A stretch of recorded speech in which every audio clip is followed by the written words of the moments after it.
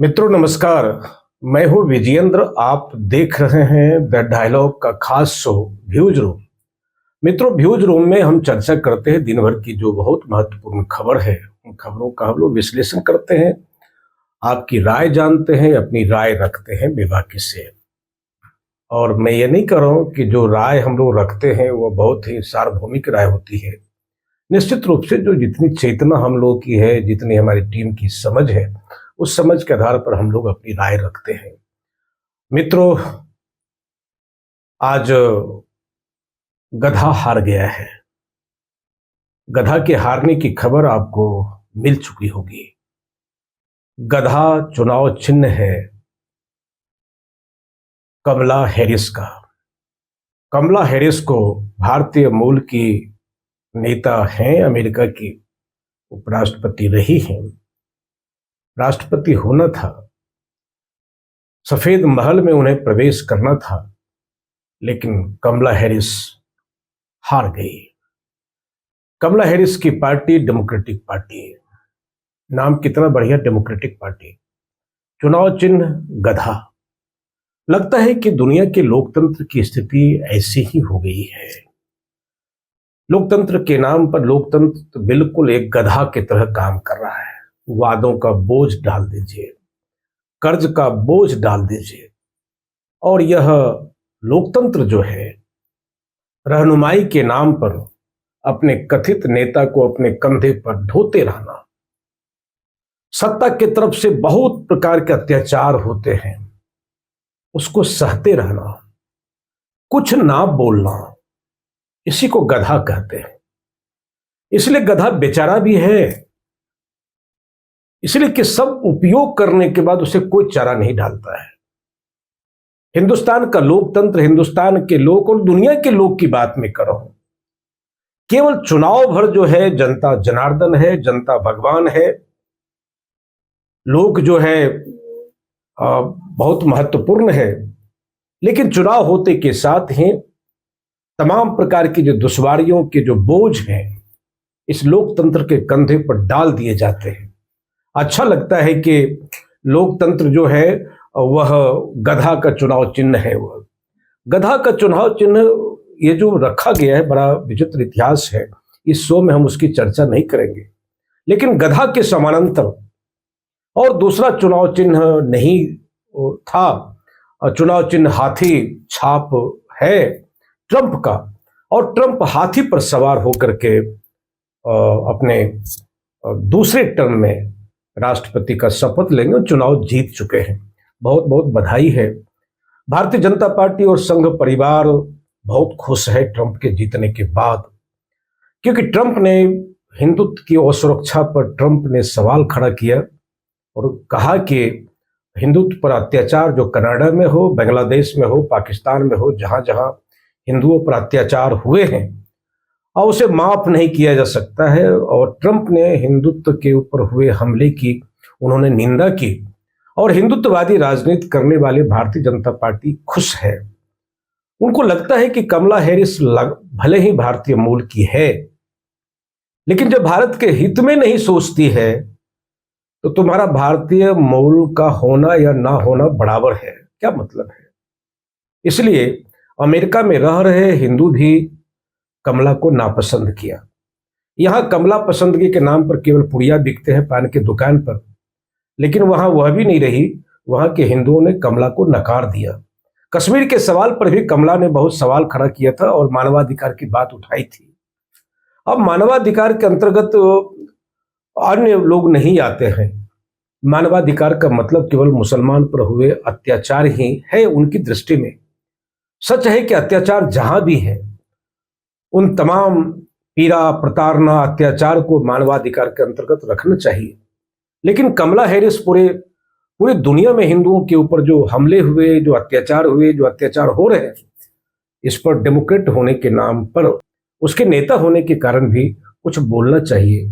नहीं बोल पाई, उनकी चुप्पी ना टूटी हो।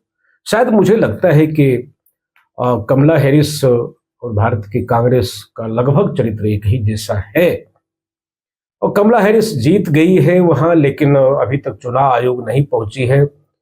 भारत में अगर चुनाव लड़ रही होती कांग्रेस की जगह पर तो वह कमला हैरिस चली गई होती चुनाव आयोग के पास में और कहती कि देखिए ईवीएम में गड़बड़ी हुई है, इसका बैटरी चार्ज नहीं था, 90% बैटरी था तो कम बैटरी था, क्या था नहीं था।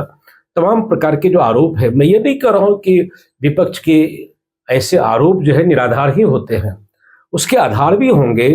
और सरकार पक्ष जो है यह कोई दूध का धुला हुआ पक्ष नहीं है, यह बेईमान नहीं होगा यह पक्ष, यह भी मैं नहीं कह रहा हूं। लेकिन सवाल केवल मशीनों के दुरुपयोग का नहीं है, सवाल यह है कि क्या कारण है आखिर दुनिया में डेमोक्रेसी के नाम पर, डेमोक्रेट होने के नाम पर जनता आपको नकार रही है। कमला हैरिस का जो पुराना वोट बैंक था, जो एरिया था, वह एरिया भी इस बार कमला हैरिस को सपोर्ट नहीं किया। और जो बड़े शहर तो जो सवाल ट्रंप खड़ा कर रहे थे कि अमेरिका जो है उद्योगों का कब्रगाह बन रहा है, सारे उद्योग मर रहे हैं, उत्पादन ढीला हो गया, वहां बेरोजगारी बढ़ी है। और चाइना का जिस तरह से पूरी दुनिया पर चाइना के बाजार का कब्जा हो रहा है, ट्रंप ने इस सवाल को खड़ा किया आखिर उत्पादन के क्षेत्र में अमेरिका पिछड़ क्यों रहा है। वहां के जो नौजवान है, नई पीढ़ी के लोग हैं, उसको भा गया कि भविष्य में अगर अमेरिका को ताकतवर बने रहना है, निश्चित रूप से उसकी जो प्रोडक्टिविटी है, उसका जो बाजार है, इस बाजार के ऊपर गंभीरता से सोचना चाहिए। यह तो ट्रंप उठा रहे थे और अमेरिका की जनता ने ट्रंप का सहयोग किया, ट्रंप जीत गए।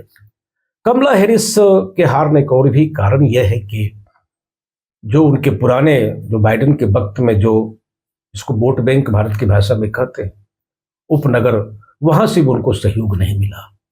इसका मकसद यह है कि बाजार जिस तरह से हर व्यक्ति बाजार जाने के लिए पागल है, हर व्यक्ति बेलगाम उपभोक्तावाद की पकड़ में, उसकी जद में आना चाहता है, जीवन को अधिकाधिक भोग चाहिए, वो जमा कर लेना चाहता है। जो लोकतंत्र के नाम पर, समता के नाम पर, लिबर्टी के नाम पर, फ्रेटर्निटी के नाम पर, इक्वलिटी के नाम पर, और ग्रामीण जो सवाल थे, जो बेसिक क्वेश्चंस थे गांव के, मुझे लगता है कि गांव के लोग भी उस बेसिक क्वेश्चन से दूर गए, जिस कारण से वहां के डेमोक्रेट को हारना पड़ा, कमला हैरिस को हारना पड़ा। एक शहर की जीत मानी जा सकती है, रिपब्लिकन पार्टी की जीत। शहर मतलब केवल ऊंचे मकानों का नाम शहर नहीं है, शहर तो एक जीवन मूल्य है।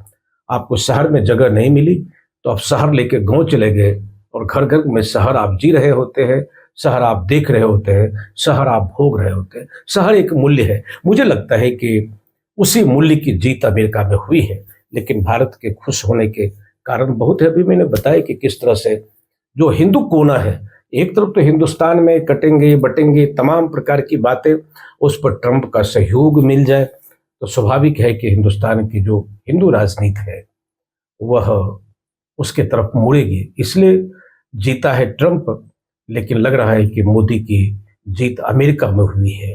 हौडी हौडी हो रहा है हिंदुस्तान में, वहां भी हौडी हौडी के सवाल फिर से जिंदा हुआ है। किस तरह ट्रंप के दौरान जो है हौडी हौडी अमेरिका में हुआ था वह, और जब ट्रंप थे तो एकदम मोदी जी का बल्ले बल्ले था। ट्रंप के जीतने के बाद मुझे लगता है कि पाकिस्तान भी और कश्मीर में भी जो अलगाववाद है, इस पर विराम लगने की स्थिति है। खास करके जो सार्क में है या फिर एशिया मुल्क के जो देश हैं, चीन को बैलेंस में लाने के लिए ट्रंप अब भारत को बेहतर बनाना चाहेंगे। अपने भारत के साथ जो उनके रिश्ते हैं, उस रिश्ते को और बेहतर बनाना चाहेंगे। यह सब तो कहानी मित्र हो ही गई है कि गधा क्यों हार गया, कैसे हार गया, हाथी जीत गया। लेकिन इसी अमेरिका के साथ में भारत के हाथी की भी चिंता हम लोग कर लें। भारत में भले ही अमेरिका में हाथी जिंदा हो गया हो, हाथी झूम रहा हो, हाथी नाच रहा हो, मदमस्त हो गया हो, लेकिन हिंदुस्तान में हाथियों की मौत लगातार हो रही है। मध्य प्रदेश में 10 हाथियों की पिछले 2-3 दिनों के अंदर में मौत हो गई है। यद्यपि मध्य प्रदेश की मोहन सरकार ने कार्रवाई की है और जो रिलेवेंट ऑथोरिटीज है, इस पर कार्रवाई भी उन्होंने की है कि हाथियों की मौत क्यों हो रही है। हाथियों की मौत तो मध्य प्रदेश में नहीं, पूरे हिंदुस्तान में हाथियों की मौत हो रही है। अब हाथी किसी का साथी नहीं है। हाथी के भीतर ही कई प्रकार के जो विरोध के हाथ है वो अभी उछलने लगे हैं, उसकी मुट्ठियां बनने लग गई है। हाथी की गति थम गई है। कभी लगता था कि हाथी अ, झूम करके राजधानी को घेर लेगा हाथी, लेकिन हाथी जो है अब लखनऊ का भी नहीं है। अब हाथी के नाम पर केवल हाथी पार्क है यहाँ, और अंबेडकर पार्क और पार्कों के बाहर ही आप हाथी को देख पाएंगे। सत्ता से हाथी बेदखल हो रहा है। अब हाथी पर कोई सवार नहीं होना चाहता है, न ब्रह्मा न विष्णु न महेश। और हाथी नहीं गणेश है, ब्रह्मा विष्णु महेश है, यह सब भी जो केवल यह है। अब तो बिहार और उत्तर प्रदेश में केवल शादी के मंडपों पर मिट्टी के हाथी नजर आते हैं, या पार्कों में हाथी की प्रतिमा नजर आती है। हाथी सियासत से गायब हो रहा है। लोकसभा के चुनाव में हाथी की दुर्गति हुई है, और इधर जो हरियाणा और कश्मीर में चुनाव हुए हैं, उस चुनाव परिणाम को भी अगर आप देखेंगे तो हाथी की मौत हुई है। उसके जो परंपरागत वोट बैंक थे, वो भी खिसक करके जो है भाजपा के पास चले गए। अब जो दलित वंचित वोट्स हैं वो अभी भाजपा में अपना रिफ्लेक्शन देख रहे हैं। जैसे कि अमेरिका में जो डेमोक्रेट वोटर्स रहे हैं, उन्होंने भी अपना प्रतिबिंब देखने की कोशिश की है ट्रंप में। मित्रों, यह है कि हाथी अमेरिका में ताकतवर हुआ है। काश हिंदुस्तान का हाथी भी मजबूत होता, लेकिन हाथी अपनी ही विसंगति का शिकार है। कोई लाइन और लेंथ नहीं है इनकी राजनीति का, और यह इनकी तमाम बार्गेनिंग कैपेसिटी भी खत्म है। मुझे लगता है कि भारतीय जनता पार्टी हाथी की जीत से खुश है, और यहाँ भी हाथी का जो वोट बैंक था, हाथी पर जो मतदाता सवार थे, वे तमाम मतदाता जो है हाथ में कमल फूल ले लिए हैं। बड़ा गजब का संजोग है।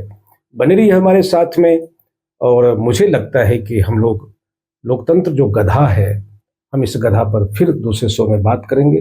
नमस्कार, तब तक के लिए मुझे इजाजत दीजिए।